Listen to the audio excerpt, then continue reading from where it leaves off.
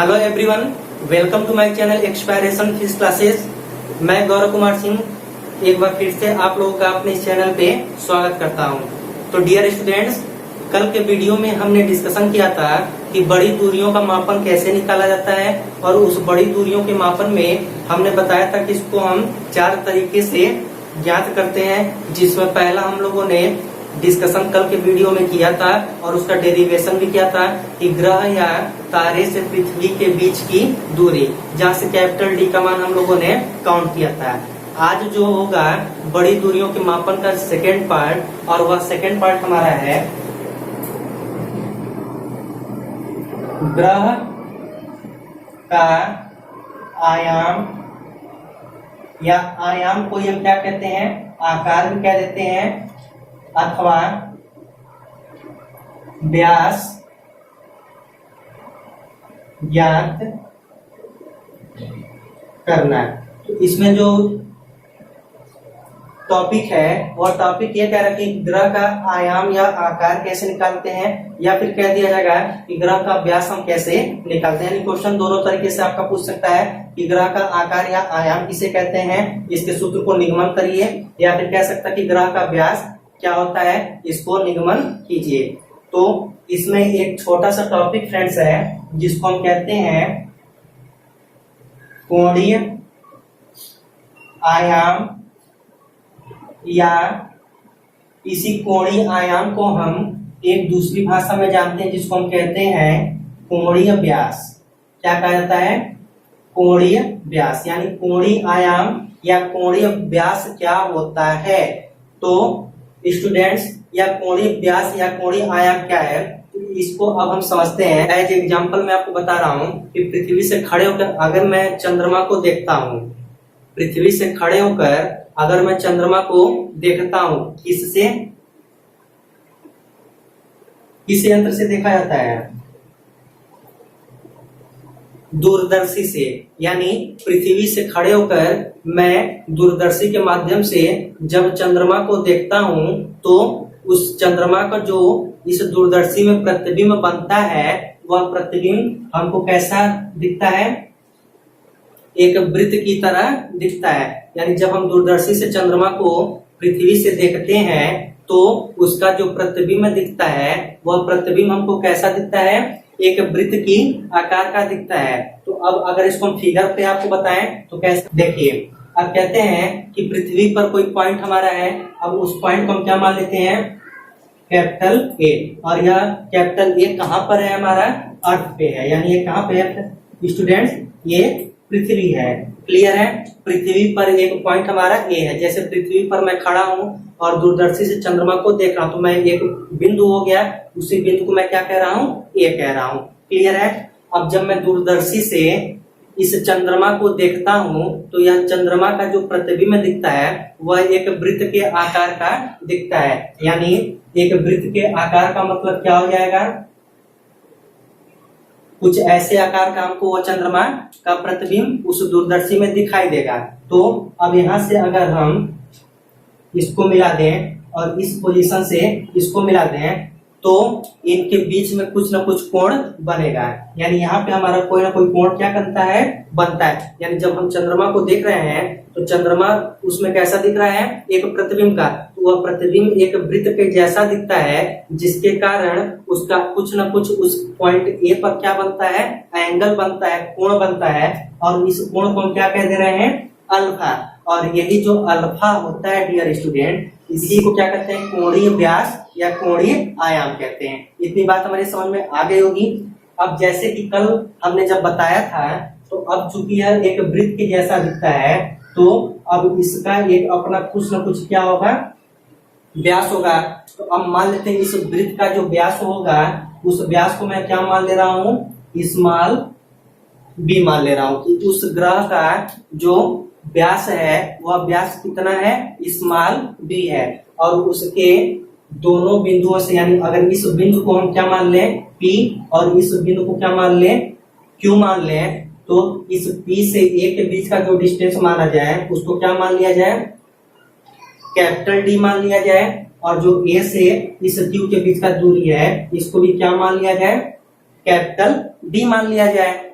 इतनी बात समझ में आ गई होगी कि पृथ्वी पर स्थित किसी बिंदु ए से अगर हम दूरदर्शी के माध्यम से चंद्रमा को देखते हैं तो उस दूरदर्शी में उस चंद्रमा का जो प्रतिबिंब बनता है या दिखाई देता है वह एक वृत्त के आकार का दिखाई देता है। तो यह PQ हमारा क्या बता रहा है, ग्रह बताता है, और यही वह हमारा क्या है, एक वृत्त की तरह दिखाई देता है। तो इसका अपना कुछ न कुछ व्यास होगा, तो मान लेते हैं उसका व्यास क्या हो गया, स्मॉल b, और पृथ्वी से इस ग्रह की दूरी क्या मान ली गई है, कैपिटल D। तो देखो अब पृथ्वी से हम उस चंद्रमा को देख रहे हैं तो यह दूरी क्या होगी, अधिक होगी, लेकिन उनके बीच की दूरी यानी यह दूरी क्या होगी, कम होगी। तो जब कल का कंडीशन ही है, तो कल हमने लिखा था ना कि अब इस कंडीशन में क्या होगा, पृथ्वी से चंद्रमा की दूरी अधिक होगी और उस चंद्रमा के आपस में जो व्यास बनते हैं PQ, उनके बीच की दूरी क्या होगी, कम होगी। तो यानी यह जो D होता है ये मच मच ग्रेटर देन क्या हो जाएगा, स्मॉल b के, और स्मॉल b क्या है, इस ग्रह का व्यास है, और D क्या है, ग्रह से पृथ्वी पर स्थित बिंदु A के बीच की दूरी है। तो D जो होता है much much greater than B होगा। तो इस स्थिति में हमने कल बताया था, अतः इस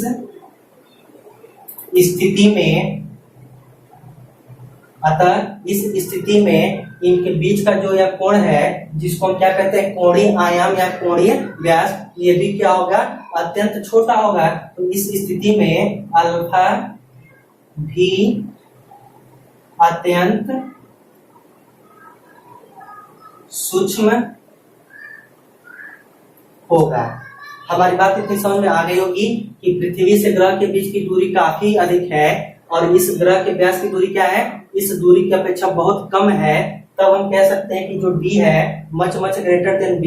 तो जब यह दूरी अधिक होगी तो इनसे बनने वाला कोण भी क्या हो जाएगा, तब बहुत छोटा हो जाएगा। यानी वही यहाँ लिखा गया कि अल्फा भी क्या होगा, अत्यंत छोटा होगा। तो अब इसके बाद से कल हमने क्या बताया था कि हमने मैथ में एक फार्मूला पढ़ा हुआ है कि कोण बराबर क्या होता है, चाप बटा त्रिज्या। तो देखो अगर इस पॉइंट को हम सेंटर मानते हैं तो यहाँ से अगर हम चाप लेते हैं तो चाप का कार्य कौन सा कर रहा है, PQ। देखो यहाँ से अगर हम चाप ऐसे लेते हैं तो चाप का कार्य कौन सा कर रहा है, PQ कर रहा है। तो अब हम कह सकते हैं कि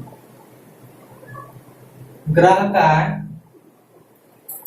व्यास क्या है, देखिए PQ है, तो ग्रह का व्यास क्या हो जाएगा, PQ बराबर क्या है, B है, और यह कैसा कार्य करेगा, वृत्त के चाप का कार्य करेगा। यानी यह कैसा कार्य करेगा, वृत्तीय चाप का कार्य करेगा। क्लियर है। अब ऐसे जब यह PQ हमारा वृत्तीय चाप का कार्य किया तो अब इनके बीच का यह जो दूरी है यह एक त्रिज्या का कार्य करेगा, कल बताया गया था।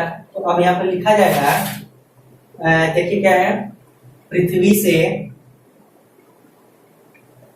से ग्रह के बीच की दूरी। तो पृथ्वी से ग्रह के बीच की दूरी क्या है, देखिए PA है और क्या है, AQ है। तो अब बीच की दूरी क्या क्या, PA तथा क्या है, QA बराबर क्या है, कैपिटल D के है, और यह कैपिटल D क्या हो जाएगा, वृत्तीय त्रिज्या हो जाएगी, वृत्तीय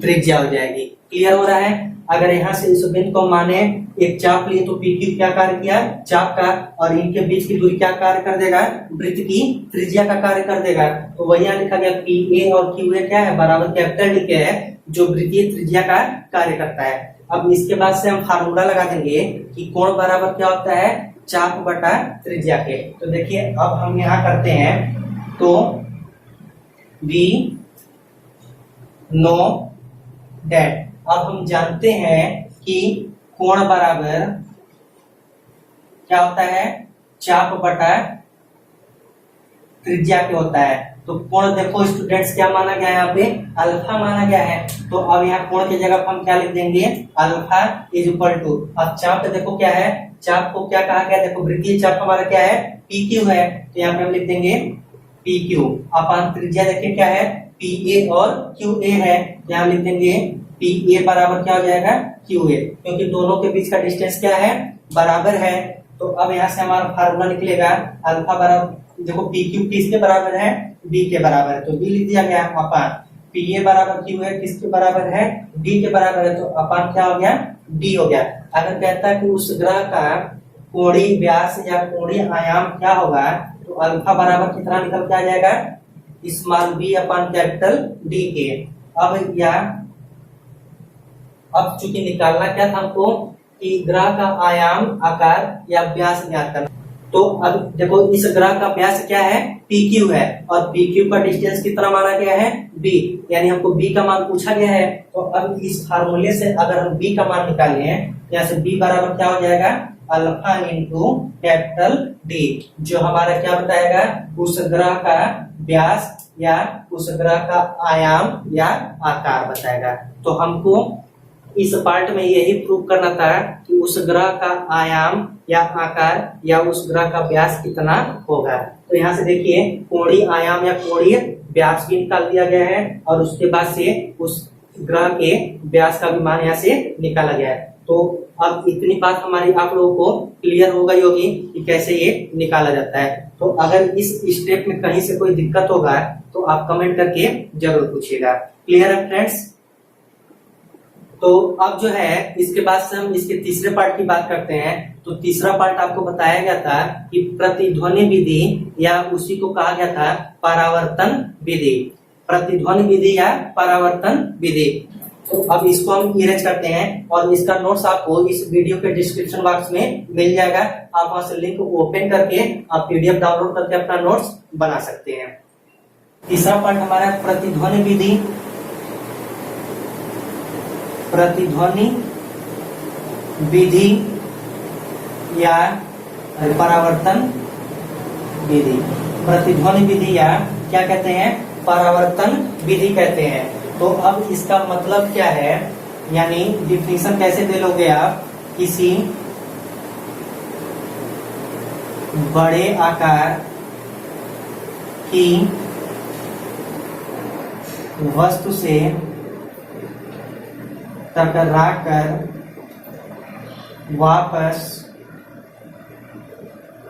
लौटने वाली परावर्तित ध्वनि को क्या कहते हैं प्रतिध्वनि कहते हैं, प्रतिध्वनि कहते हैं। तो डिफिनेशन क्या कहा जा रहा है स्टूडेंट्स कि किसी बड़े आकार की वस्तु से टकराकर वापस लौटने वाली परावर्तित ध्वनि को हम क्या कहते हैं प्रतिध्वनि कहते हैं। इसका मतलब क्या है, क्या मतलब है स्टूडेंट्स, जैसे हम आपको लेक्चर ले रहे हैं, हम आपको पढ़ा रहे हैं, तो हमारी आवाज खुद हमें सुनाई दे रही है। इसका मतलब ये है कि हमारी ध्वनि किसी ऑब्जेक्ट से टकराकर वापस हमको सुनाई दे रही है। तो इसी विधि को हम प्रतिध्वनि विधि कहते हैं। यानी इसमें और रिमेम्बर रखिएगा स्टूडेंट्स कि प्रतिध्वनि सुनाई देने के लिए, प्रतिध्वनि सुनाई देने के लिए, देखिए प्रतिध्वनि सुनाई देने के लिए स्टूडेंट्स जो परावर्तक तल होता है, यानी जहां से ध्वनि हमारी क्या होती है टकराकर हमको सुनाई देती है, इनके बीच का जो डिस्टेंस होना चाहिए वह न्यूनतम कितना होना चाहिए 17 मीटर, यानी मिनिमम डिस्टेंस इनका कितना होना चाहिए 17 मीटर। यानी परावर्तक ध्वनि को सुनने के लिए उस परावर्तक तल से उसकी न्यूनतम दूरी कितनी होनी चाहिए 17 मीटर होनी चाहिए, तभी वह ध्वनि हमको सुनाई देगी। इतनी बात आप याद रखिएगा। अब इसके बाद से अगर हम इसके डेरिवेशन की बात करते हैं तो अब लिखेंगे अर्थात माना जो ध्वनि की चाल है, ध्वनि की चाल कितनी मान ली जाए भी मान लिया जाए। अब देखिए हमने बोला और उस परावर्तक तल से टकराकर वह ध्वनि हमको पुनः सुनाई दिया, यानी इनके बीच जो लगा समय होता है उसको हम कहते हैं समयांतराल। यानी जो समयांतराल है उसको हम क्या मानेंगे टी। यानी जब हमने बोला और परावर्तक तल से टकराकर हमको सुनाई दिया तो उनके बीच लगा समय क्या कहलाता है समयांतराल, जिसको हम किससे डिनोट करते हैं स्मॉल टी से करते हैं। और जो दूरी होती है, अब जब हमने बोला तो परावर्तक तल से वो टकराकर हमको सुनाई दिया, यानी जो न्यूनतम दूरी यहाँ दिख रहा है ना कि मिनिमम कितना होना चाहिए 17 मीटर, तो वह जो डिस्टेंस होता है उसे डिस्टेंस को हम मान लेते हैं कि वह कितना होगा, दूरी स्मॉल यस होगा। यानी हमारे बोलने से और परावर्तक तल से टकराकर प्रतिध्वनि सुनाई देने तक के बीच की दूरी को हम किससे डिनोट करते हैं, यस से। तो अब देखिएगा, यहाँ पे याद रखिएगा, बहुत बचपन में आप लोगों ने एक फार्मूला पढ़ा होगा, इज इक्वल टू क्या होता है, डिस्टेंस अपॉन टाइम, यानी चाल बराबर क्या पढ़ा गया था, दूरी बटा समय। तो अब हमको इनके बीच की दूरी निकालनी, क्योंकि हम दूरियों की गणना यहाँ पे कर रहे हैं कि बड़ी दूरियों का मापन हम कैसे करते हैं। तो अब यहाँ से अगर दूरी हम निकालें तो दूरी बराबर क्या हो जाएगा, चाल गुणे समय। क्लियर हो रहा है फ्रेंड्स? तो दूरी बराबर कितना हो जाएगा, चाल गुणे समय। अब देखो यहाँ पे ध्यान दीजिएगा कि जब हमने बोला तो आवाज यानी साउंड या ध्वनि हमारी उस परावर्तक तल तक गई और फिर वहां से टकरा कर आया। तो अगर थोड़ा सा देखें यहाँ पे, अगर यहाँ से खड़े होकर मैं बोला और इस बड़े आकार की वस्तु से टकराया और टकरा कर फिर पुनः हमको क्या किया, सुनाई दिया। यानी देखो एक दूरी यह हो गया यस, और फिर इस परावर्तक तल से टकराकर हमको सुनाई दिया, यानी दूसरी दूरी हमारी यह हो गई, ये भी कितना हो जाएगा, यस। यानी यस दूरी तक गया और यस दूरी तक आया, तो इनके बीच टोटल दूरी कितनी हो जाएगी, 2s हो जाएगी। देखो यस और यस मिलकर कितना हो जाएगा, 2s हो जाएगा। यानी जो दूरी यहाँ पे हो जाएगा स्टूडेंट्स, वो कितना हो जाएगा, दुगुना हो जाता है। तो यानी अब यहाँ पे हम लिख देंगे कि 2s इज इक्वल टू, चाल देखो क्या है, v है और समय कितना है, t है। क्लियर है? तो अब यहाँ से अगर हम यस का मान निकालें तो यस बराबर कितना हो जाएगा, vt/2। यानी जो प्रतिध्वनि सुनाई देने के लिए जो हम दूरी निकालते हैं वह दूरी कितनी हो गई, यस इक्वल टू vt/2। तो स्टूडेंट्स आज के लिए बस आपको इतना ही। अगले वीडियो में मैं इसके चौथे पार्ट को बताऊंगा, जिसके बारे में मैं आपको बताया था लेजर विधि। लेजर विधि क्या होती है, तो लेजर विधि भी क्या होती है, बहुत दूर की वस्तुओं की दूरी निकालने के लिए इसका प्रयोग किया जाता है। तो अब इसके बारे में हम नेक्स्ट वीडियो में डिस्कशन करेंगे।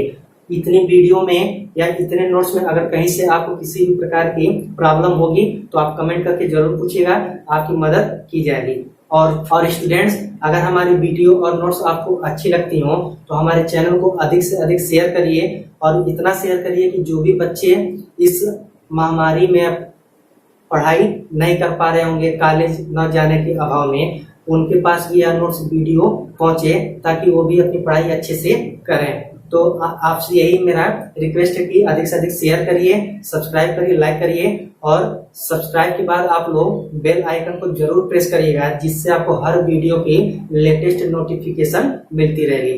तो तब तक के लिए स्टूडेंट्स को मेरी तरफ से goodbye, take care and stay home, safe home.